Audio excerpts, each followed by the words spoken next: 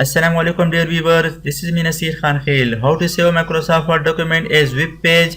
Microsoft Word document को web page के तौर पर सेव करने का तरीका इस वीडियो में आप सीखेंगे कि किस तरह हम Microsoft Word डॉक्यूमेंट को वेब पेज के तौर पर सेव कर सकते हैं और फिर इस वेब पेज को ब्राउज़र में खोला जा सकेगा।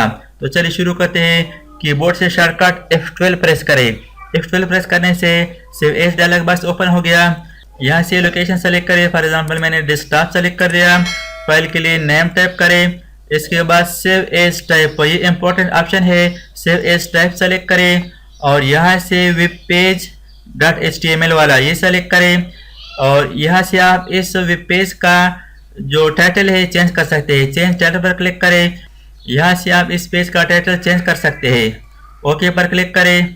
इसको सेव करें, इसको यस करें। अब यहाँ पर आप देख सकते हैं इस डॉक्यूमेंट का व्यू चेंज हो गया। इसको क्लोज कर दें। यहाँ पर डेस्कटॉप पर आप देख सकते हैं एक इंटरनेट एक्सप्लोरर ब्राउज़र है। अब इस वेब पेज को हम इंटरनेट एक्सप्लोरर ब्राउज़र में ओपन करेंगे। इस पर डबल क्लिक करें तो यहाँ पर आप देख सकते हैं एक वेब पेज की शक्ल में वो सारे डॉक्यूमेंट यहाँ पर मौजूद है। तकरीबन 11-12 पेजेस पर मुश्तमिल थी। और यहाँ पर आप देख सकते हैं एक पेज की शक्ल में नज़र आ रहा है। तो इस तरीके से आप माइक्रोसॉफ्ट वर्ड डॉक्यूमेंट को वेब पेज के तौर पर सेव कर सकते हैं।